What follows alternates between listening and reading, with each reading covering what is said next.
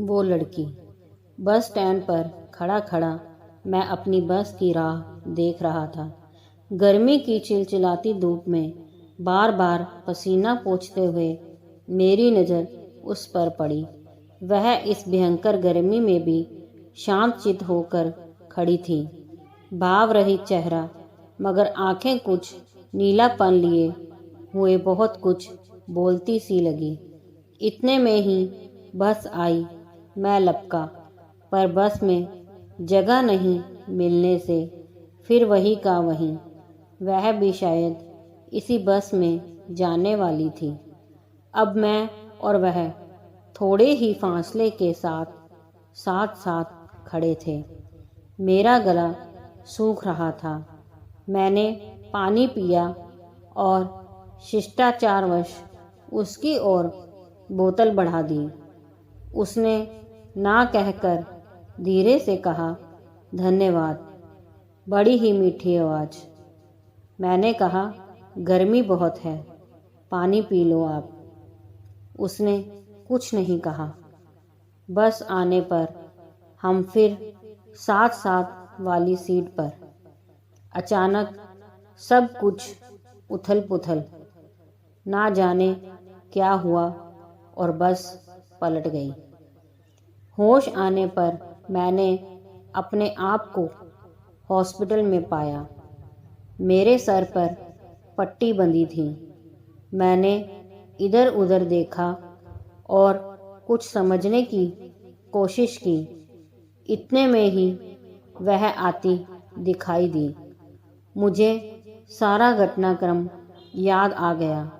मैंने देखा वह मेरी तरफ ही आ रही थी। उसके नज़दीक आते ही एक भीनी भीनी खुशबू मुझे सरोबार कर गई। उसने मुस्कुरा कर कहा, कैसे हैं आप? ठीक हूँ। और आप? मैं भी एकदम ठीक। उस दिन आप बेहोश हो गए थे और भी कई लोग घायल हो गए। मुझे भी हल्की सी चोट लगी, पर अब सब ठीक है। आज आप पूरे 3 दिन के बाद होश में आए हैं। अच्छा, लेकिन आपको देखने कोई नहीं आया था और डॉक्टर परेशान हो रहे थे, तो मैंने कह दिया कि यह मेरे साथ हैं। कहकर उसने मुझे देखा। उस वक्त उसकी नीली आंखें मुझे बेहद खूबसूरत लगी। मैंने कहा, अकेला हूँ ना, कौन आएगा? उसकी आंखों में हल्की सी नमी आ गई। उसने कहा, मैं समझ सकती हूँ, क्योंकि मैं भी अकेले ही। मैंने आश्चर्य से उसे देखा, आंखों ही आंखों में, जैसे हम दोनों को जवाब मिल गया कि हम साथ साथ क्यों हैं। जब तक मैं हॉस्पिटल में था वह डेली आती रही। उसकी मीठी बातें मुझे बहुत सुकून देती थी। जी चाहता था वह बोलती रहे और मैं यूं ही सुनता रहूं। उसके आने से लेकर उसके जाने के बाद भी काफ़ी देर तक वह भीनी भीनी खुशबू मुझ में समाई रहती। एक दिन जब वह आई तो उसकी नीली आंखों में नमी सी थी। मैंने मजाक मजाक में कहा, इस नीले समुंदर में आज ये मोती क्यों? उसने कुछ नहीं कहा। उस दिन हमने ज़्यादा बातें नहीं की। जाते वक्त उसने कहा, अब जाने का वक्त आ गया है। दूसरे दिन मुझे डिस्चार्ज मिलने वाला था। मैंने उसका बहुत इंतज़ार किया, पर वह नहीं आई। मैंने सोचा हो सकता है कहीं बिजी हो, और फिर रिश्ता ही क्या है मेरा और उसका। पता नहीं यह मेरे दुख की उपज थी या उसके प्रति प्यार मैं समझ नहीं पाया।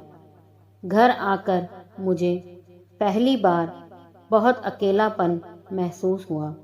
मैंने इधर उधर पड़े अखबारों को उठाया और बेमन से पढ़ने लगा। तभी एक खबर पर मेरी नज़रें ठहर गई। बस एक्सीडेंट, मरने वालों की फ़ोटो और नाम का विवरण। देखते ही मेरे हाथों से पेपर छूट गया, क्योंकि उसमें उसकी भी फ़ोटो थी।